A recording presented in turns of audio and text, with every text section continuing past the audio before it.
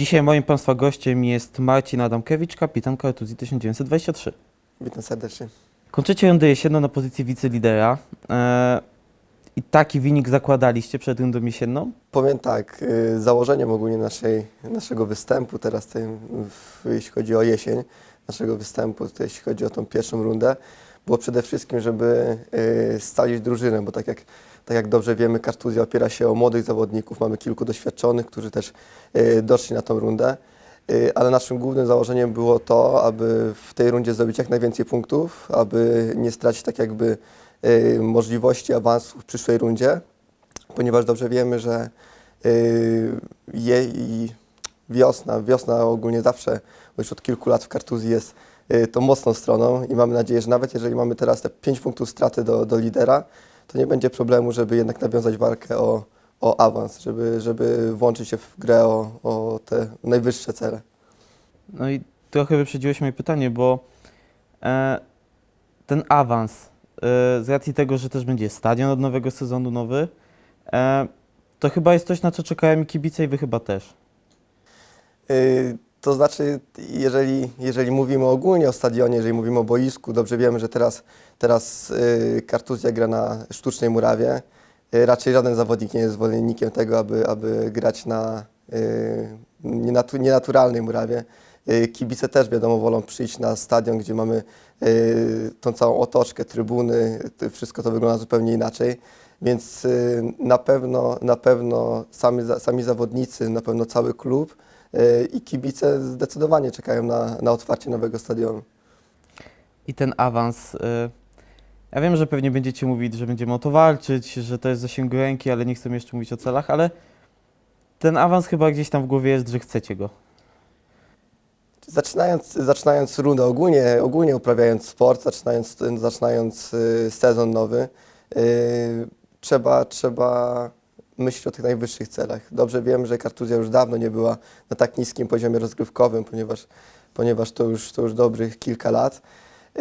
I w poprzednim sezonie spadając z ligi, przede wszystkim władze klubu chciały utrzymać jak największą liczbę zawodników, ponieważ wiedzieliśmy, że ta drużyna, która była w poprzednim sezonie, była mocną drużyną i nie powinniśmy w tamtym sezonie spaść.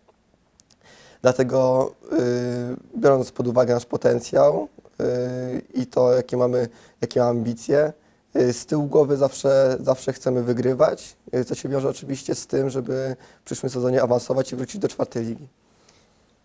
Grasz z opaską kapitana i no właśnie, tak jak mówiłeś, spadliście do klasy rozgrywkowej, gdzie tak nisko nie byliście i chyba ta rola kapitana jest jeszcze ważniejsza w tym zespole. Tym bardziej, że jest dużo młodych graczy i ktoś musi ich poprowadzić też.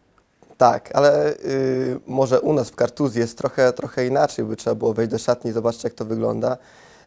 U nas, mimo to, że jest kilku starszych zawodników, ja za takiego starszego u nas w drużynie mogę się uważać, chociaż starszy zdecydowanie nie jestem, ale siłą naszej drużyny jest to, że my się naprawdę lubimy i traktujemy się jak dobrzy przyjaciele, dobrzy koledzy. Na pewno nikt tutaj się nikogo nie boi, nikt nad nikim nie stoi, nie jest żadnym katem.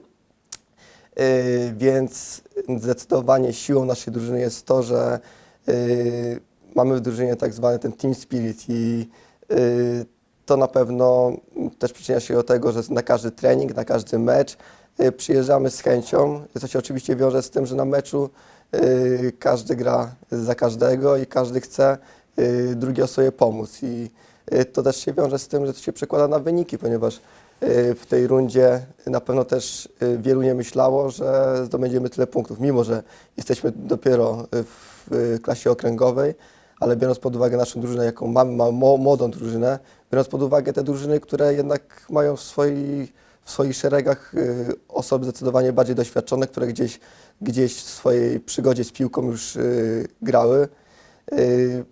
Większość myślało, że nie zdobędziemy tych 30 punktów, które są, tak, jeśli chodzi o tą pierwszą rundę, taką barierą, bym powiedział, magiczną.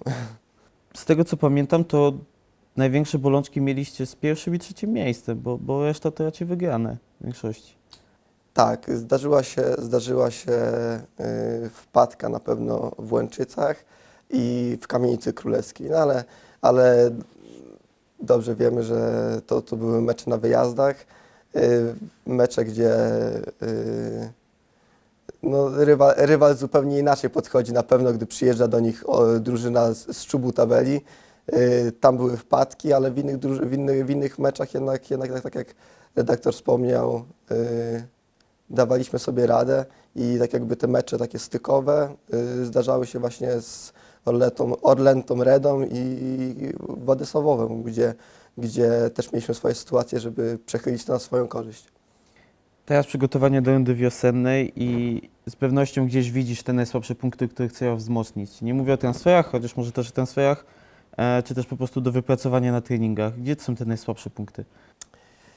Biorąc pod uwagę, i biorąc pod uwagę całą tabelę, wszystkie drużyny, mamy najmniej straconych bramek w lidze.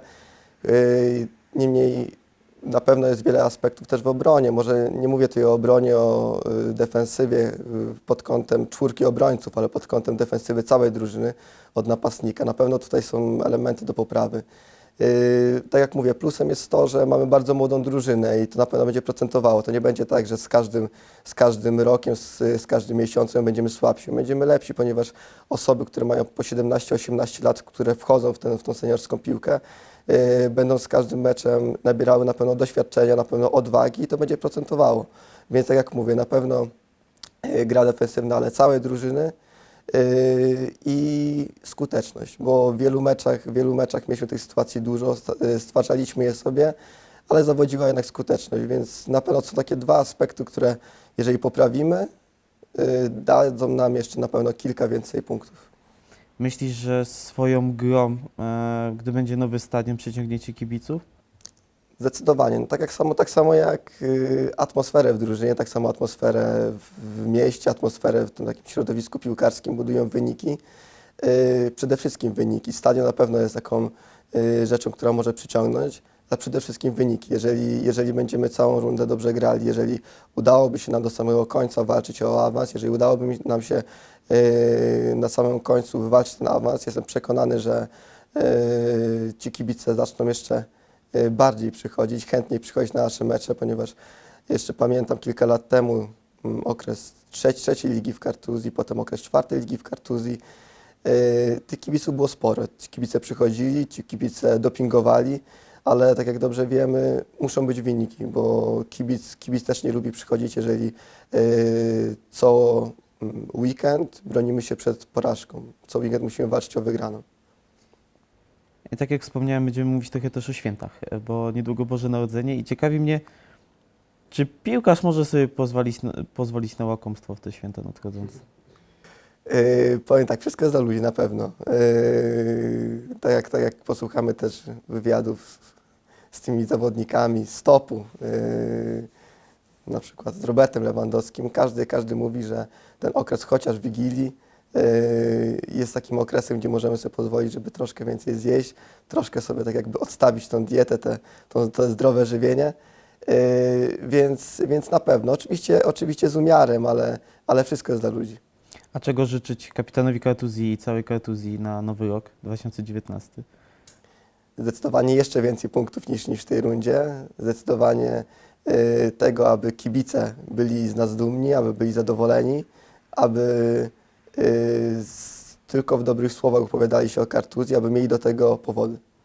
Zatem trzymamy kciuki za awans i moim Państwa gościem był Marcin Adamkiewicz, kapitan Kartuzji. Dziękuję za rozmowę. Dziękuję bardzo.